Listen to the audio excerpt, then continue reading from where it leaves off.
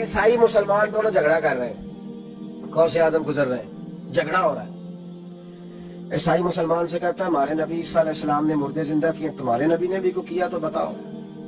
मुसलमान पढ़ा हुआ नहीं था, हालांकि नबी पाक ने बड़े मुर्दे जिंदा किए, पढ़ा नहीं था, बता न सका। गौसे आजम के कान में आवाज गई तो जाके ईसाई का बाजू पकड़ के झंझोड़ा, फरमाने लगे क्या कहा तुमने, मेरे मुस्तफा ने मुर्दा जिंदा किया तो बताऊं। फरमाया तो नबी पाक की छोड़, मैं गुलामों का गुलाम हूँ, मैं गुलामों का गुलाम हूँ, मुझे बता कौन सा मुर्दा जिंदा करना। तू छोड़ हुजूर की बात ना कर, मैं गुलामों का गुलाम हूँ, मुझे बता कौन सा मुर्दा जिंदा करना है। पुरानी कब्र पे ले गया, कहने लगा जी अगर ना हुआ तो। गौसे आजम फरमाने लगे जो तू कहेगा वो मैं करूंगा। तो कहने लगे अगर हो गया तो, अगर तो गौसे आजम कहने लगे न मेरे खानका पे झाड़ू देना, न मेरे बर्तन मांजना, न मेरे घर का सौदा लाना, अगर जिंदा हो गया तो बस मेरे नबी का कलमा पढ़ जाना, बस मेरे रसूल का कलमा पढ़ जाना। अल्लाह अकबर। उसने जो सबसे पुरानी कब्र थी ना, वो कहता है ये हमारे दादा ने भी नहीं देखा था बंदा कौन है। उस कब्र पे खड़ा हो कहने लगा इसको जिंदा करें। तो गौसे आजम रज़ी अल्लाह ताला अन्हु कब्र के सराहने खड़े हो गए तो दुआ करने लगे, कहने लगे मौला अपने लिए नहीं तेरे रसूल के लिए। फिर फरमाया कुम बेइज़्निल्लाह, उठ अल्लाह के हुक्म के साथ। एक औरत कलमा पढ़ती हुई खड़ी हो गई, खड़ी हो गई और खड़ी होकर उसने पहला जुमला कहा तो कमाल कर दी, कहने लगी मेरे नसीब देखो, मैं बनी इसराइल की थी, अब्दुल कादिर तेरे सदके जाऊं, तूने मुझे खड़ा किया है तो अल्लाह ने मुझे मुस्तफा का कलमा पढ़ने की तौफीक दे दी, तेरे कुर्बान जाऊं अब्दुल कादिर, तेरी क्या बात है। अब वो बंदा दौड़ दौड़ के गौसे आजम के कदमों में आया, फरमाने लगे ना कलमा मेरे मुस्तफा का पढ़ता है।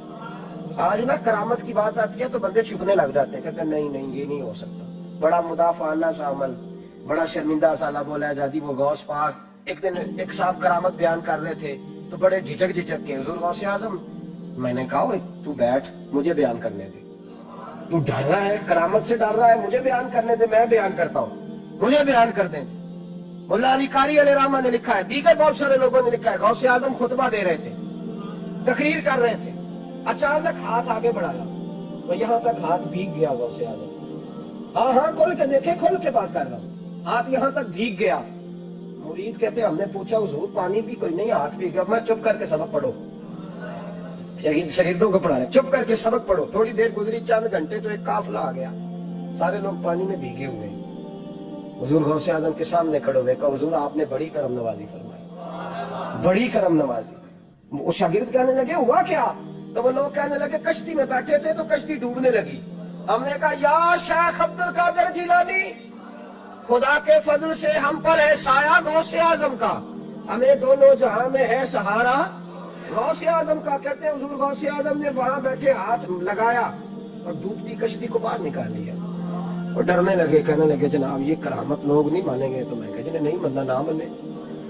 इनके कानों के ना पीछे खारिश होती है जब इस तरह की वलियों की बात बताई जाए। और तू हुजूर गौसे आजम की बात नहीं मानना, पढ़ ना सूरह नमल पढ़। हजरत सैयदना सुलेमान अलैहिस्सलाम अपने महल में बैठे दरबार में, फरमाया मलका बिल्कीस का तख्त चाहिए। तुम कुरान नहीं पढ़ते, मलका बिल्कीस का तख्त चाहिए। एक जिन उठा, उसने कहा दरबार बर्खास्त होने से पहले, दरबार के बर्खास्त होने से पहले, बेशक आप 5 मिनट में बर्खास्त कर दे तख्त आ जाएगा, हजारों मील दूर था। पता नहीं कहां कुरान पढ़ते हो तुम, बनी इसराइल के वलियों की करामतें मानते हो और नबी पाक की उम्मत की बारी आए तो तुम्हें खारिश होती है। शर्मिंदा शर्मिंदा सा लबो लहजा, हमारा लबो लहजा शर्मिंदा नहीं, इसलिए कि हम तो जीते और जिंदा ही वलियों के नाम की बरकत से हैं। हमारे लबो लहजे में तुम्हें शर्मिंदगी नहीं मिलेगी। हम उस तरह बयान नहीं करते कि कोई क्या कहेगा तो बात के जुमले। हजरत सुलेमान से कहा आपका दरबार बर्खास्त होने से पहले, आपने फरमाया नहीं भाई इससे भी पहले चाहिए। एक उठा, इंदा इल्म मिनल किताब, जिसके पास किताब में से कुछ इल्म था, पूरा इल्म नहीं था उसके पास, किताब में से। हजरत आसिफ बिन बरखिया तो कहने लगे हुजूर मैं ना ले आऊं। तो मैं कब लाओगे, उन्होंने कहा पलक झपकने से ना। अगर सारे बोले तो लुत्फ आएगा। पलक झपकने से पहले आपने फरमाया चल ला के दिखाओ।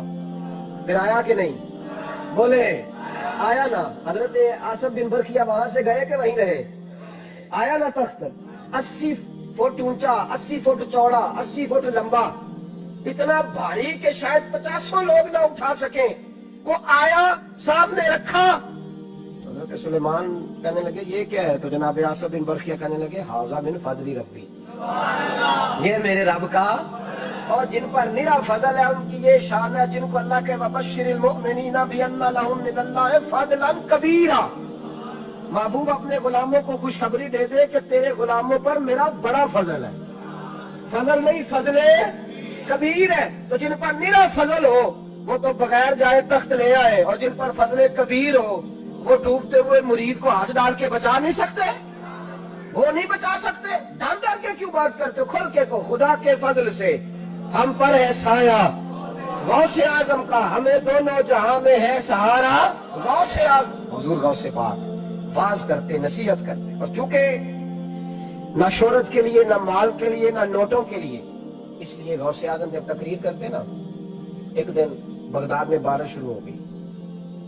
خطاب ہو رہا تھا، لوگ بکھرنے لگے، تو دو جملے غوث پاک کے کہنے لگے یا اللہ تو دلوں کے بھید جانتا ہے، اگر بندے میں نے اپنی ذات کے لیے اکٹھے کیے ہیں تو تیز بارش برسا، دوڑا دے سارے، اگر تیرے لیے اکٹھے کیے ہیں تو پھر بھی تیری مرضی، رکھنے ہیں تو رکھ، بھیجنے ہیں تو۔ حضرت یحییٰ کہتے ہیں سارے بغداد میں بارش ہوتی تھی، پر جہاں غوث اعظم کی محفل ہوتی تھی وہاں کوئی نہیں ہوتی تھی، وہاں کوئی نہیں ہوتی تھی۔ غوث اعظم تقریر کرتے کبھی کبھی وجد آتا تھا۔ وجد کس کو کہتے ہیں؟ وجد تو کبھی کبھی آپ کہتے نہیں کہ